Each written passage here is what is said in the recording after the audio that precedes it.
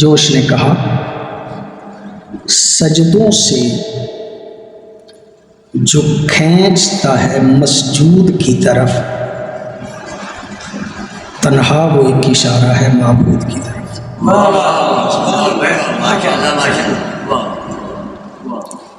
اگر سجدوں سے پتہ چلتا ہے کہ کوئی خدا ہے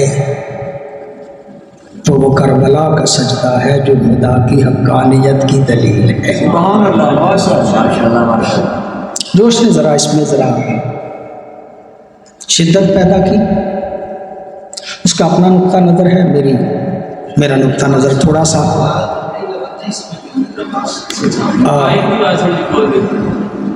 میرا ٹھیک ہے آ جائے، میرا نقطہ نظر جوش سے ذرا مختلف ہے۔ جوش کہتا ہے تنہا وہ ایک اشارہ ہے معبود کی طرف، یہ اس کا اپنا انداز ہے۔ وہ کہتا ہے مجھے اللہ سمجھ ہی کربلا سے آیا، اگر کربلا نہ ہوتی تو میں اللہ کو مانتا ہی نہ۔ ویسے جو باقی علماء ہیں انہوں نے بیان کیا ہے کہ اس کائنات کا ذرہ ذرہ اس بات کی دلیل ہے کہ کوئی ہے کہ جس نے اسے پیدا کیا ہے۔ سبحان اللہ، ماشاءاللہ ماشاءاللہ۔ اور جب بحث کریں توحید کے حوالے سے تو کئی ایک اس کے پہلو ہیں۔ پہلا پہلو اس کا یہ ہے کہ کوئی نہ کوئی ہے کہ جس نے اس کائنات کو بنایا ہے۔ ماشاءاللہ ماشاءاللہ، بہت توجہ آپ کی۔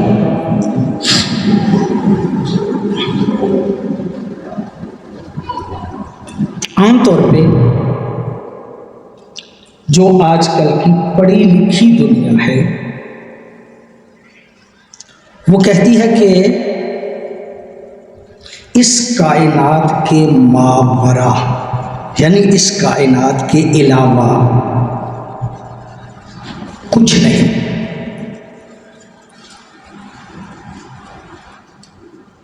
اور عام طور پہ کہا جاتا ہے کہ یہ مادہ ہے اور وہ خود بخود چل نکلا تھا، ایک مرتبہ ابتدا ہو گئی پھر یہ کائنات چلتی رہی، جبکہ ہمارے علماء اس بات کو فرماتے ہیں ٹھوس، مایا، گیس یہ کل انرجی ہے، اور ابتدا میں یہ انرجی سکون کی حالت میں تھی یا حرکت کی حالت میں تھی؟ اگر سکون کی حالت میں تھی تو حرکت کس نے دی؟ اور اگر حرکت کی حالت میں تھی تو ٹھہرایا کس نے؟ اور اگر یہ کہا جائے کہ ٹھوس، مایا، گیس ہے تو کہا جائے گا کہ یہ بے شعور ہے، اور بے شعور کبھی کسی کو شعور نہیں دے سکتا۔ فاقد شے موتی شے نہیں ہوتا۔ جس کے پاس خود کوئی چیز نہ ہو وہ چیز کسی دوسرے کو دے نہیں سکتا، دے وہی سکتا ہے جس کے پاس ہو۔ آج کائنات کے پاس شعور کا ہونا اس بات کی دلیل ہے کہ کوئی ہے صاحب شعور کہ جس نے کائنات کو شعور عطا کیا ہے۔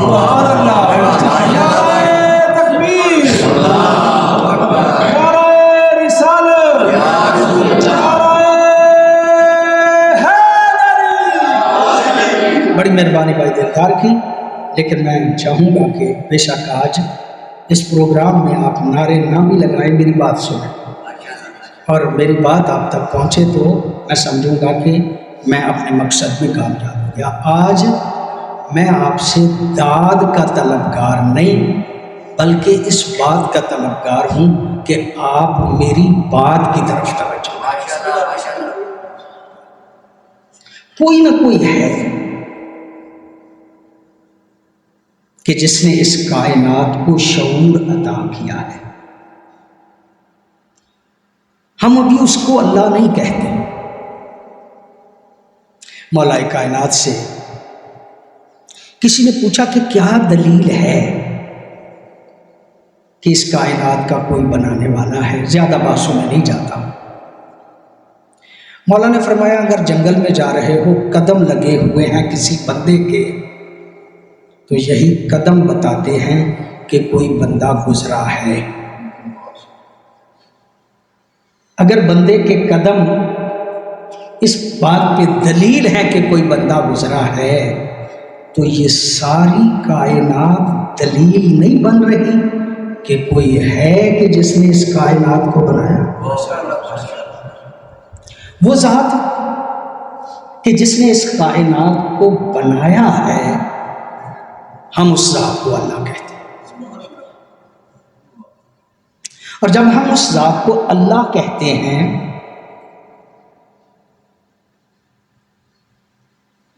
تو وہ ذات ایسی ہے جو احد ہے، جو واحد ہے، جو تنہا ہے، اس کا کوئی شریک نہیں۔ ذات توحید بھی تنہا ہے، واحد ہے، احد ہے۔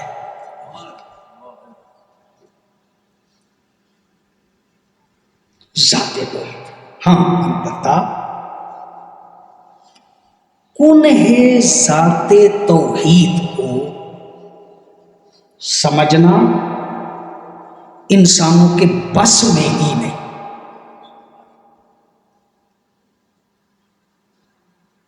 ذات توحید کے بارے میں یہ میرا جملہ ہے، میں دہرا رہا ہوں۔ ذات توحید کے بارے میں بس اتنا سمجھ لو کہ وہ سمجھ میں نہیں آتا۔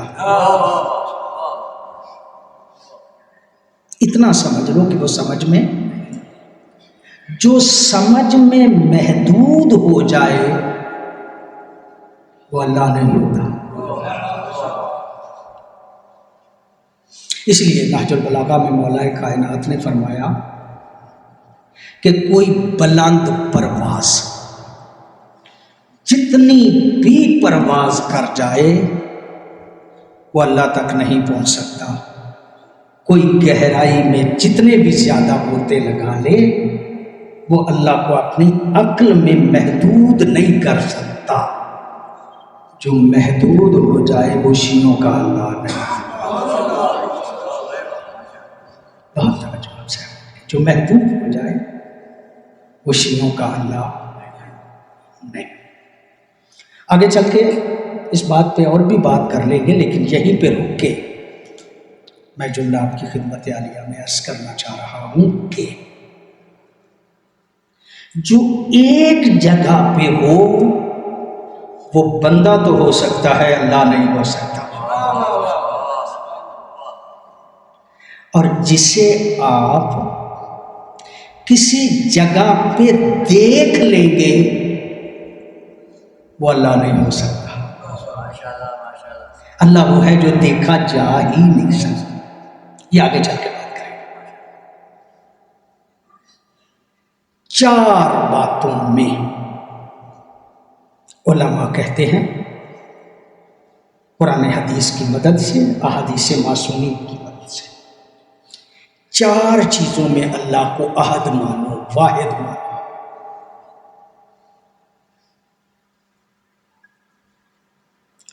سرکار امیر المومنین تشریف فرماتے، ایک زانوں پہ حضرت عباس ایک زامن پہ جناب مخدومہ زینب کہا بیٹا عباس کہو احد واحد، کہا واحد، یہ اس گھرانے کی بات ہے۔ کہا کہو ثانی، اسلام دو، جب کہا نا کہو دو تو مولا عباس کہتے ہیں بابا جس زبان سے ایک کہا ہے اب دو کہنے کا جی نہیں چاہتا۔ یعنی سمجھانا یہ چاہ رہے تھے کہ جس ایک کے تصور کے بعد دو ذہن میں بھی آ جائے ہمارا اللہ ایسا ایک نہیں ہے، ہمارا اللہ ایسا ایک ہے کہ جس کے بعد دو کا تصور ذہن میں بھی نہ آئے۔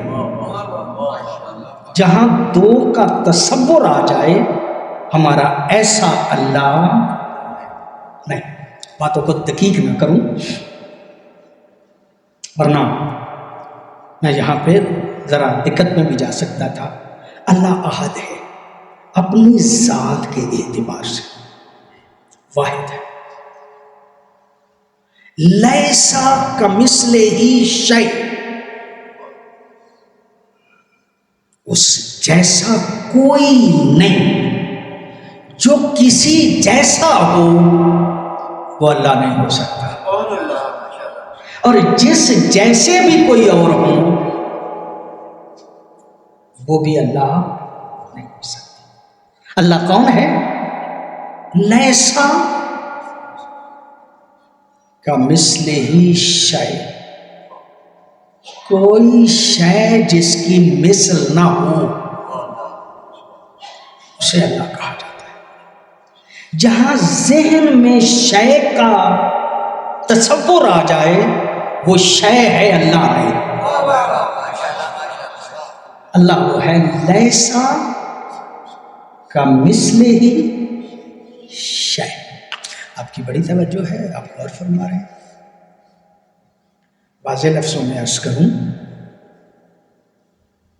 جس کو شے کہا جا سکے، لیسا کمثلہ شیء، اس جیسا کوئی نہیں۔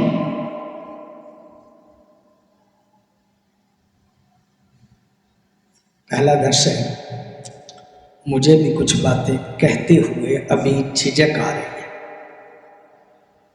ورنہ میں کہنا یہ چاہتا ہوں، کیا مصطفیٰ مرتضیٰ جیسے نہیں تھے؟ کیا مرتضیٰ مجتبیٰ جیسے نہیں تھے؟ کیا مجتبیٰ سید الشہداء جیسے نہیں تھے؟ یہ سارے ایک جیسے ہیں، لیکن اللہ وہ ہے جس جیسا کوئی نہیں۔ بڑی احتیاط سے یہ جملہ کہہ رہا ہوں، اللہ وہ ہے جس جیسا کوئی نہیں۔ یہ ایک جیسے ہیں، یہ بھی اللہ جیسے نہیں۔ پریشان تو نہیں، یہ بھی اللہ جیسے نہیں، اس لیے کہ یہ اللہ جیسے ہو جائیں تو اللہ اللہ ہی نہیں رہتا۔ اللہ وہ ہے لیسا کمثلہ شیء، اللہ وہ ہے کہ جو کسی شے جیسا نہیں۔ میں شیعہ عقیدہ بیان کر رہا ہوں، معافی چاہتا ہوں۔ آپ نے جو ممبر سے سنا یا جو عقیدہ آپ نے اپنی مجالس میں بنا لیا سادہ سادہ لوگوں کے کہنے پہ، میں وہ نہیں بیان کر رہا ہوں، میں وہ بیان کر رہا ہوں جو نبی اور آل نبی نے عقیدہ بیان کیا ہے۔ اس کی ذات جیسا کوئی نہیں، اسے کہتے ہیں توحید فی الذات۔ دوسری بات یہ ہے کہ اللہ اپنی صفات میں بھی احد ہے، اپنی صفات میں بھی واحد ہے، اپنی صفات میں بھی یکتا ہے۔ معافی کیجیے گا، معافی دیجیے گا، اللہ کی صفات صرف اللہ کی ہیں، وہ کسی اور میں نہیں پائی جاتی۔ محمد و آل محمد کی صفات اپنی ہیں، محمد و آل محمد کی صفات اپنی ہیں۔ یہ جتنے فضائل آپ نبی اور آل نبی کے سنتے ہیں یہ اللہ والے نہیں، یہ ان کے اپنے ہیں، یہ فضائل ان کے ہیں۔ اللہ والے صفات ان میں نہیں پائے جاتے، اللہ کی صفات ذاتی ہیں، اور ذاتی وہ ہوتی ہیں جو اسی میں پائی جائے، کسی اور میں نہ پائی جائے۔ آل محمد کی عظمت اس میں ہے کہ ان جیسی صفات کسی اور میں نہیں، وہ ان کی صفات ہے، اور اللہ کی صفات ذاتی ہے، وہ اپنی ذات میں بھی احد ہے، اپنی صفات میں بھی احد ہے، واحد ہے، یکتا ہے، تنہا ہے۔ پوری توجہ ہے آپ کی۔ اللہ اپنے افعال میں بھی احد ہے، واحد ہے، تنہا ہے، یکتا ہے۔ وہ جتنے کام بھی کرتا ہے وہ اسی کی ہیں، اس کے افعال میں بھی کوئی شریک نہیں۔ اس کے افعال توحید فی الذات ہے، ذات کے اعتبار سے بھی وہ ایک ہے، صفات کے اعتبار سے بھی وہ ایک ہے، افعال کے اعتبار سے بھی وہ ایک ہے، اور عبادت کے اعتبار سے بھی وہ تنہا ہے۔ عبادت میں بھی اس کے ساتھ کسی کو شریک قرار نہیں دیا جا سکتا۔ 4 قسم کی توحید میں نے اختصار سے آپ کی خدمت میں عرض کر دی: توحید فی الذات، توحید فی الصفات، توحید فی الافعال، توحید فی العبادہ۔ عبادت میں صرف اور صرف اس ذات ہی کی عبادت ہے، اس کے علاوہ کسی کی عبادت جائز نہیں۔ میں نے واقعہ آپ کی خدمت میں عرض کیا، دوسرے پہلو پہ عرض کرنا چاہ رہا ہوں۔ مخدومہ زینب سے پوچھا، بلکہ یوں کہوں کہ مخدومہ نے پوچھا، بابا آپ ہم سے محبت کرتے ہیں؟ کہا ہاں۔ بیٹا میں تم سے محبت کرتا ہوں۔ کہا اللہ سے بھی محبت کرتے ہیں؟ کہا ہاں اللہ سے بھی محبت کرتا ہوں۔ کہا پھر ایک دل میں 2 محبتیں اکٹھی کیسے ہو گئی؟ مخدومہ نے بابا سے سوال کیا، یعنی ہم سے محبت ہے؟ کہا ہاں۔ اللہ سے بھی محبت ہے؟ کہا ہاں۔ کہا پھر ایک دل میں دونوں محبتیں اکٹھی کیسے ہو گئی؟ یہ جملہ کہنا تھا، بعض روایات میں ہے کہ خود ہی بی بی نے کہا، اور بعض روایات میں ہے کہ مولا نے کہا کہ بیٹا میں تم سے بھی محبت اس لیے کرتا ہوں کہ تمہاری ساتھ محبت کرنے کا حکم بھی اس اللہ کا ہے۔ اس کا مطلب یہ کہ تمہاری محبت بھی میرے دل میں اللہ کی وجہ سے ہے۔ اس کا مطلب یہ ہوا کہ اگر ہم اس کائنات میں اپنا ذہن، اپنی فکر، اپنی سوچ، اپنا دل و دماغ سب کچھ خالص کر کے ذات توحید کے لیے کر دیں تو یہی توحید کا معنی ہے۔ جب اللہ کے لیے کوئی کام کر رہے ہیں تو صرف اللہ کے لیے ہو، اللہ کے علاوہ کوئی ذہن میں نہ ہو۔ اب جب سب کچھ نکل گیا تو پھر جس سے اللہ چاہتا ہے اس سے محبت کرتے جائیں، اس سے محبت کرنا بھی اللہ سے محبت کرنا بھی، عبادت بھی اللہ کی۔ چار محبت کی اقسام، چار توحید کی اقسام میں نے عرض کی۔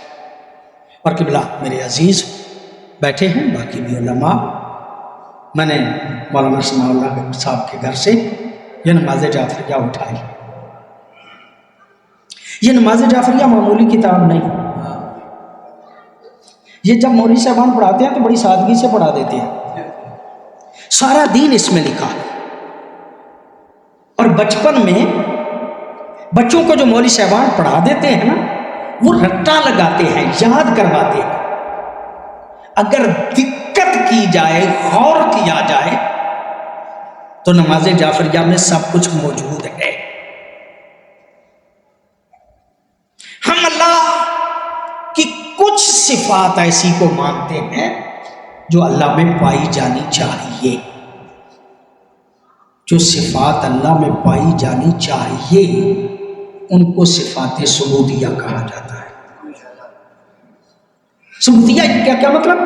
یعنی جو اللہ میں ہیں، اور کچھ ایسی ہیں جو اللہ میں نہیں ہونی چاہیے، ان کو صفات ثبوتیہ کہا جاتا ہے۔ صفات ثبوتیہ کے چند لفظ میں آپ کی خدمت میں عرض کر کے آگے بڑھنا چاہتا ہوں۔ اللہ قدیم ہے، آپ کے بچوں کو پتا ہے، آپ کو بھی پتا ہے، اللہ قدیم ہے۔ قدیم کا کیا معنی؟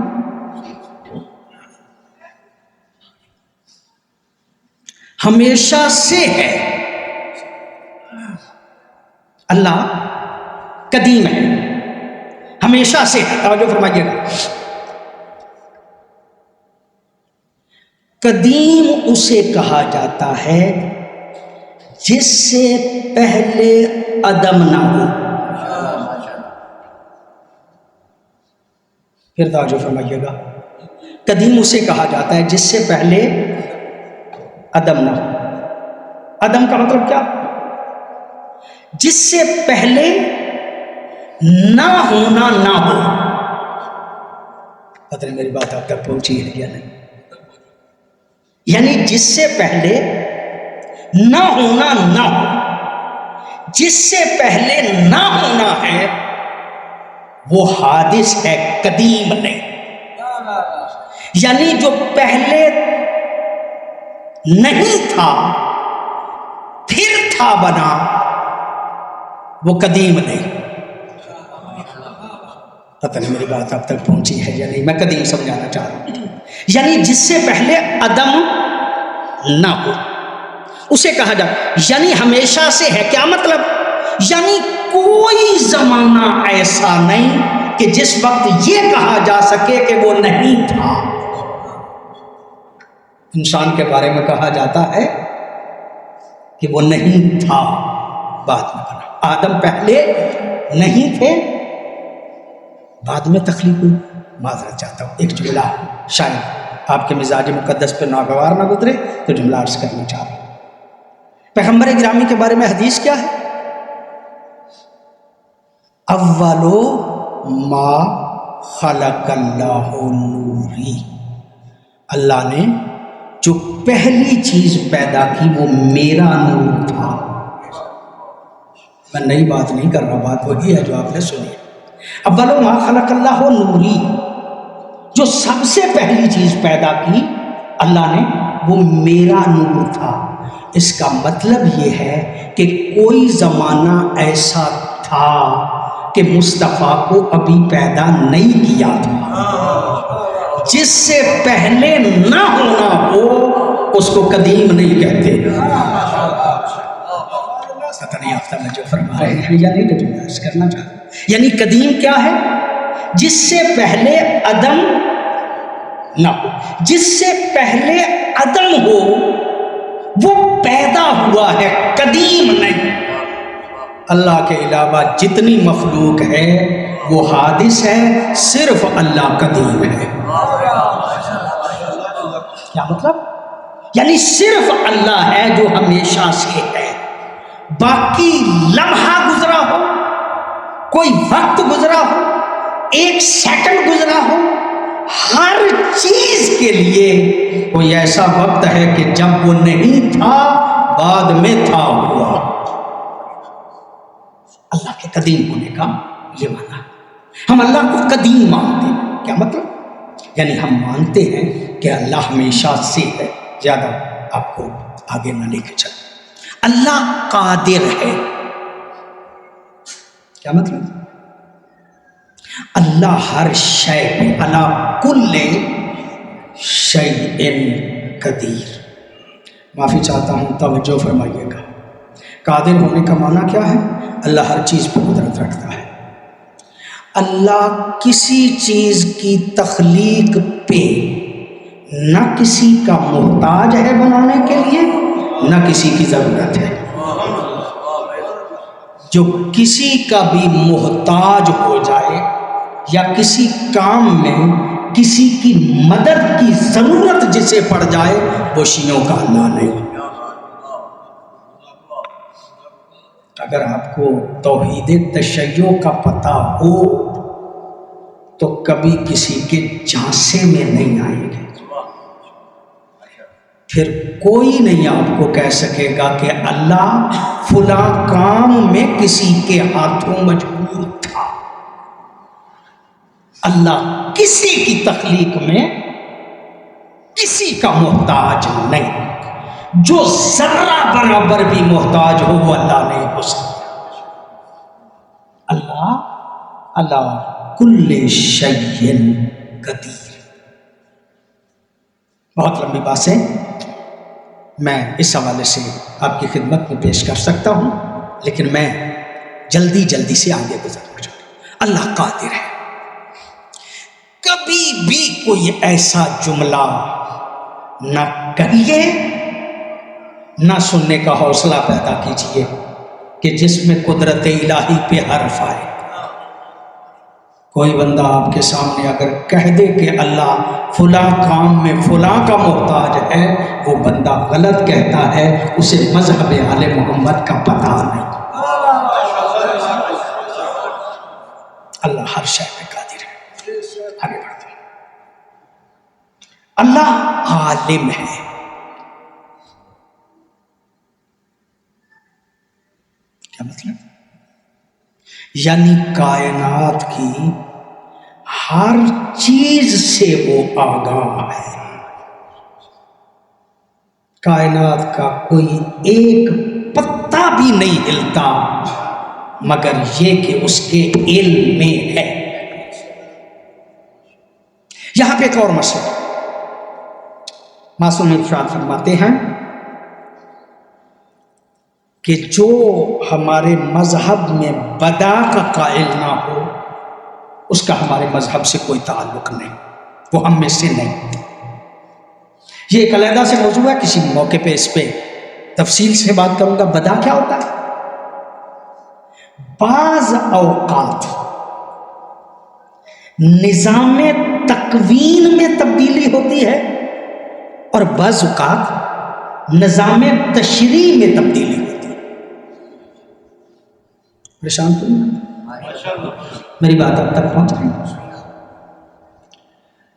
میں آپ کی خدمت میں جب بھی آتا ہوں تو میری کوشش ہوتی ہے کہ آپ کے ذہن کے مطابق باتیں کروں، ورنہ جو کچھ میں نے پڑھا ہے وہ ذرا دقیق ہے۔ میں اپنے علم کے مطابق آپ سے بات نہیں کرتا، بلکہ اپنے کو آپ کی سطح پہ لا کے بات کرتا ہوں۔ بڑی توجہ آپ صاحبان کی۔ چلو ایک جملہ کہہ لیتا ہوں۔ آل محمد اپنے علم کے مطابق ہمارے ساتھ بات نہیں کرتے تھے، بلکہ ہمارے ظرف کے مطابق بات کرتے تھے۔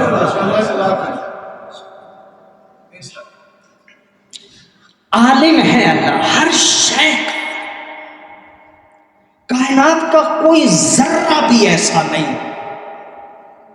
جسے وہ نہ جانتا ہو۔ ایک تکوین میں تبدیلی ہے، ایک تشریح میں تبدیلی ہے۔ اب یہ جملے دو میں نے کہہ دیے، اور اگر آپ نے توجہ نہ فرمائی تو میں آپ تک بات پہنچا نہیں پاؤں گا۔ تکوین میں تبدیلی یہ ہوتی ہے کہ کائنات میں تبدیلی ہو جائے، کسی مرد کو عورت بنا دیا جائے، کسی عورت کو مرد بنا دیا جائے، یہ تکوین میں تبدیلی ہے۔ اور تشریح میں تبدیلی کیا ہے کہ کوئی حکم پہلے ہو اور وہی حکم بدل کے بعد میں دوسرا کر دیا جائے۔ جب اللہ بعض اوقات تشریح میں تبدیلی کرتا ہے تو اس کو بدا کہا جاتا ہے۔ تشریح میں تبدیلی کو بدا کہا جاتا ہے۔ اچھا، یہ جو بدا ہوا اللہ کے ہاں، کیا اسے پہلے نہیں پتا تھا کہ یہ کام بدلنا پڑے گا؟ کیا اس کے علم میں پہلی چیز نہیں تھی کہ اب بدل کے اس نے دوسری کر دی؟ کہا نہیں، دونوں چیزیں ہی اس کے علم میں پہلے موجود تھی، لیکن ایک چیز کا پہلے وقت تھا ہمارے فائدے کے لیے اور دوسری چیز کا بعد میں وقت تھا ہمارے فائدے کے لیے۔ ہمارا فائدہ جس میں پہلے تھا اس کا حکم اس نے پہلے دے دیا، اور جس کا فائدہ ہمارا دوسرے کام میں تھا اس نے اس کا بعد میں حکم دے دیا۔ یہ اللہ کے ارادے میں تبدیلی نہیں آئی، اللہ کے علم میں تبدیلی نہیں آئی، بلکہ یہ ہمارے فائدے کو اس ذات نے جو کریم ذات ہے اس نے پیش نظر رکھا، ورنہ وہ ہر چیز کو پہلے سے جانتا ہے۔ لمبی بات نہیں کروں، اللہ ہے ہی ہے۔ کیا مطلب؟ یعنی اللہ زندہ ہے۔ اچھا، یہ جو زندگی ہے اللہ کی، یہ علیحدہ سے تصور، مثلا یزدانی، چلو میں اپنی بات نہیں کرتا، حضرت آیت اللہ سیستانی عالم ہے،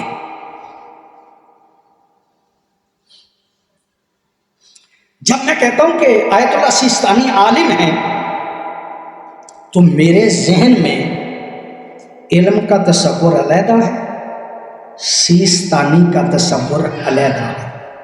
سیستانی عالم ہے، جب میں نے یہ جملہ کہا تو دو تصور میرے ذہن میں آئے، ایک سیستانی صاحب کا، ایک علم کا۔ سیستانی صاحب زندہ ہے، ایک سیستانی صاحب کا تصور آیا، دوسرا ان کی زندگی کا تصور آیا۔ اگر اللہ کے بارے میں یہ دو تصور آ جائیں تو اللہ اللہ ہی نہیں،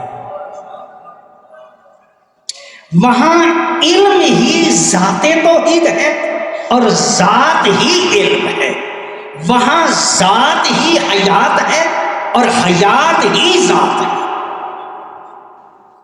وہاں پہ علیحدہ علیحدہ تصور ممکن نہیں۔ بات کو زیادہ نہیں کروں، اللہ مرید ہے۔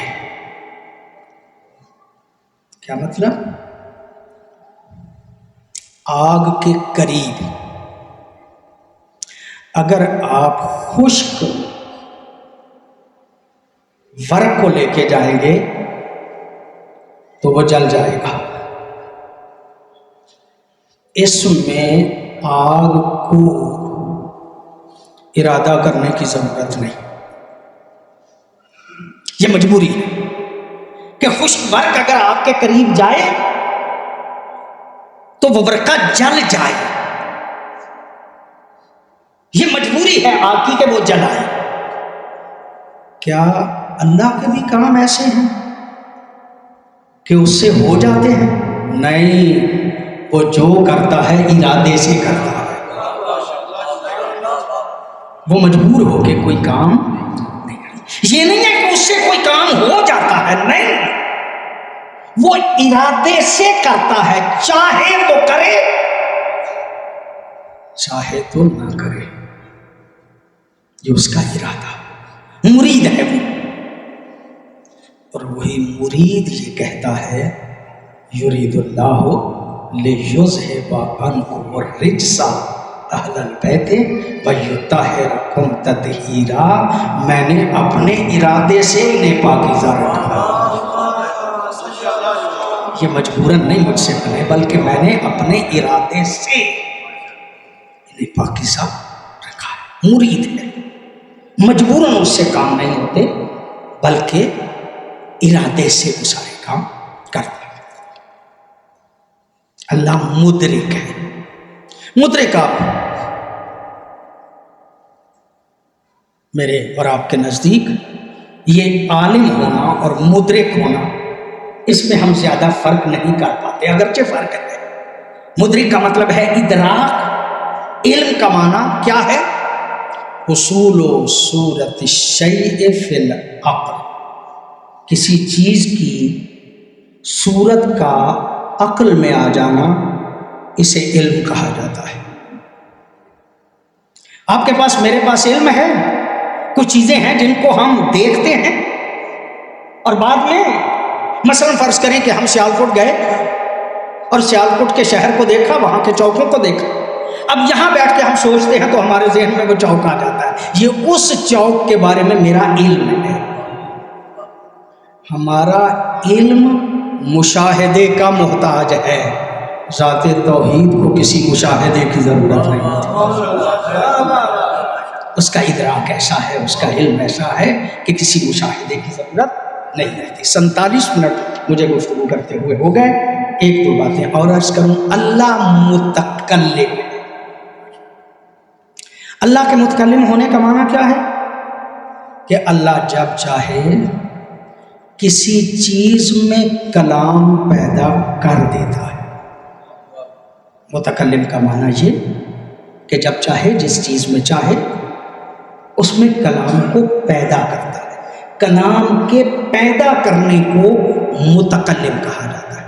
موسیٰ فخلہ مالک، جب موسیٰ نے دیکھا نا درخت میں چنگاریاں نظر آ رہی تھی دور سے، تو وہ اپنی بیوی کے لیے آگ کو ڈھونڈتے ڈھونڈتے وہاں پہ پہنچے تو درخت سے آواز آئی، فخلہ مالک، موسیٰ اپنے جوتے اتار دو، فَإِنَّكَ بِالْوَادِ الْمُقَدَّسِ طُوَىٰ، تو وادی مقدس طوا میں آ گیا ہے. یہ درخت میں تکلم کا پیدا کرنا، یہ ذات توحید کا کام ہے، اور اسی کو متکلم ہونا کہتے ہیں. اللہ متکلم، اللہ صادق ہے. اور صادق کا معنی یقینی طور پہ آپ جانتے ہیں، کبھی بھی اس سے جھوٹ کی توقع نہیں ہوتی. وہ جو کہتا ہے، جو کرتا ہے، جو اس نے کہا ہے، وہ واقعے کے عین مطابق ہے. ذرا برابر بھی اس ذات توحید میں کذب کا احتمال نہیں. بلکہ آخری جملہ کہہ رہا ہوں، بلکہ وہ تو جنہیں صادق بنا دے، جنہیں سچے بنا دے، وہ بھی ایسے ہوتے ہیں جن کے نہ کردار میں کذب ہوتا ہے، نہ گفتار میں کذب ہوتا ہے، نہ چلنے میں کذب ہوتا ہے، نہ پھرنے میں کذب ہوتا ہے، بلکہ وہ سارے کے سارے ایسے سچے ہوتے ہیں کہ ان کے لقب بھی صادق قرار پاتے ہیں. وما علینا الا البلاغ المبین. میں آپ کی خدمت عالیہ میں موجود ہوں.